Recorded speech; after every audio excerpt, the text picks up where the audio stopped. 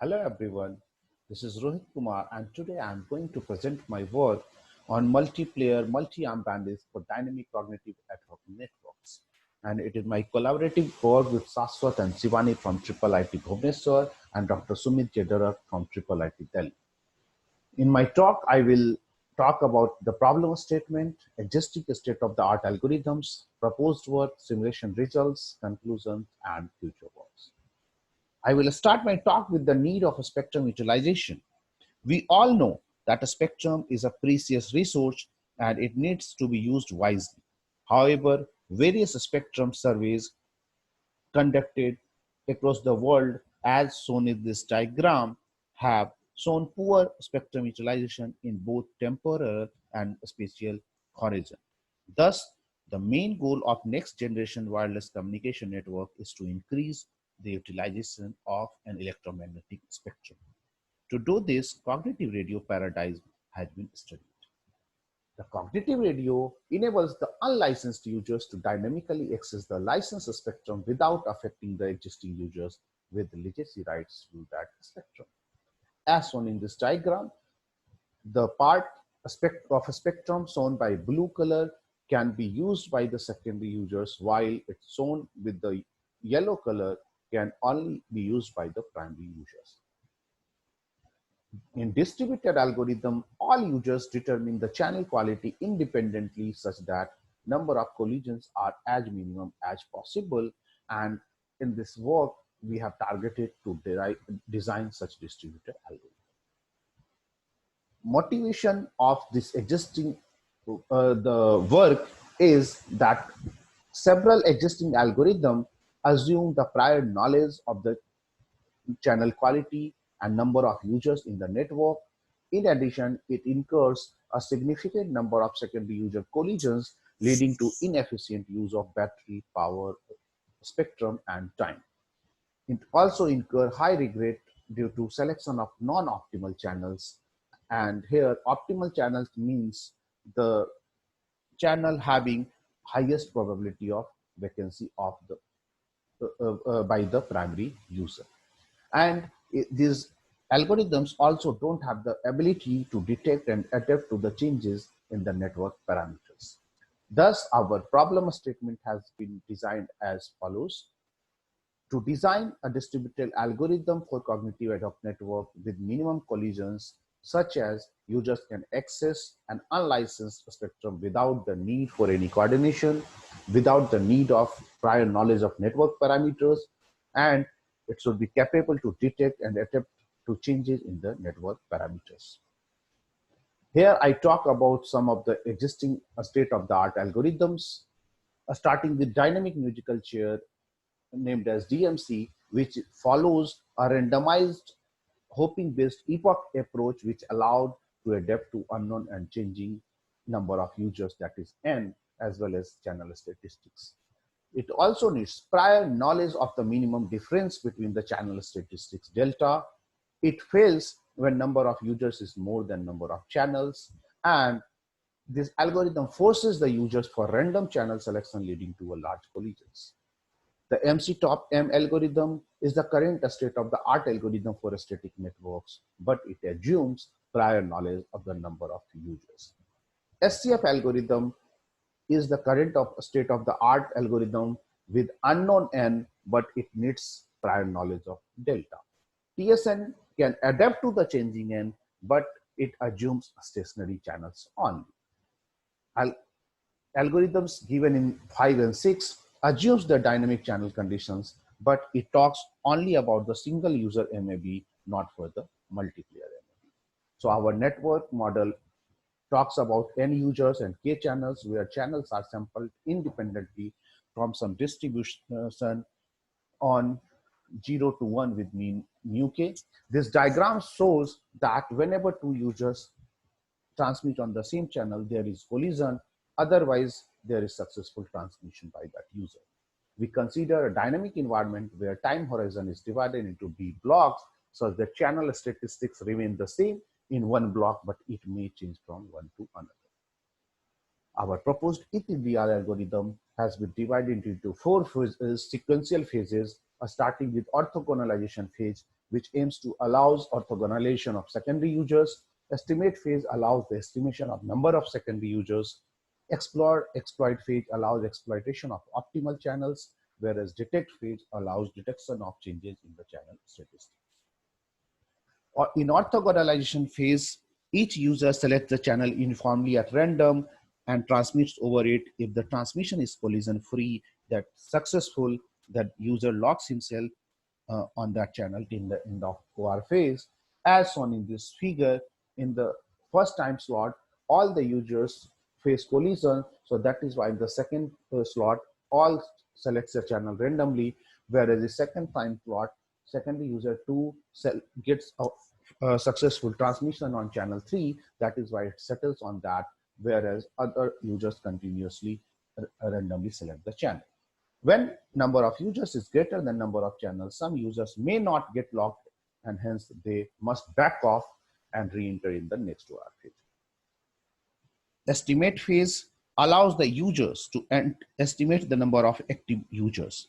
Users with sensing capability as shown in figure, that is ability to detect the presence of other users without any transmission, sequentially sense the channel as per the channel index as shown in this figure. That secondary user 1 sequentially select the channel 1, 2, 3, 4, 5, 6, but in 7th time slot, it transmits where all other users keep sensing on that channel. And like through this method, all users come to know about the number of users. Users without sensing capability perform this estimation in k frames, and each frame consists of k time slots, that is total k square time slots. And user on channel A transmits on same channel in all frames except eighth frame in which they sequentially transmit on each channel. In explore exploit phase, MC-top algorithm used, which is based on a multi-user MAB approach using the UCB algorithm, which guarantees orthogonalization of users over optimal n channels with high probability. We reset this algorithm when channel statistic changes. Otherwise, we continue from the previous epoch, leading to less exploration and lower regret. Our detect phase, so as shown in this figure, in each user senses k by n channels where the channel index is based on the user index I. As shown in this figure, with number of channels as 8 and number of users as 4. Secondary user 1 will sense channel 1 and 2. Secondary user 2 will select channel 3 and 4, and likewise. After sensing one channel, all users inform other users via a signaling scheme similar to as mentioned in the estimate phase. In the end, the statistics learned during this period are compared with previously learned statistics, and if this greater is if the difference is greater than a threshold for at least one channel, then it is assumed that channel statistics have been changed. Here we talk about the different durations for orthogonalization phase, estimate phase, and the exploit phase, in which all these phases gets completed.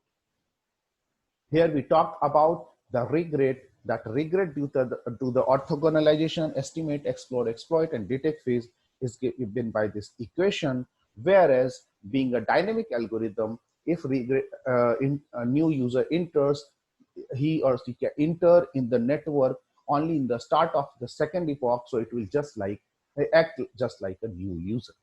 Whereas regret due to the living users is given by this equation. So overall, the regret is given as RT is less than RSE 2T upon T EP minus E plus L into T EP minus T EST. This theorem gives an idea about the number of collisions. Number of collisions during the OR phase is upper bounded by N into T naught, whereas in the explore exploit phase, it is upper bounded by O log T. The other phases does not have any collisions, thus expected number of collisions is bounded by this given equation. So now I will talk about some of the simulation results. In figure 5, we begin with the static network. where number of users are fixed throughout the horizon and channel statistics are stationary. Here we considered k is equal to 10 and n is equal to 4. As shown in this figure, MC top M has lowest regret at it has prior knowledge of n. The proposed E3 algorithm significantly outperforms SCF and TSF algorithm. Here we can also observe that after initial OR and estimate phase, E3DR and MC top M algorithm incur identical regret per slot. Higher regret in the beginning is the penalty due to the unknown n, which cannot be avoided. In figure 6, entering users are shown using black color and leaving users are shown using red color. In figure 6A, there are 5 users in the beginning and the leaving user is chosen randomly from the set of active users. As we move from figure 6A to 6B, the difference between MC top M and E3DR algorithm decreases in spite of farmer having prior knowledge of changing N. This is because MC top M needs a new user to learn channel statistics, and hence there is an additional regret for every new user.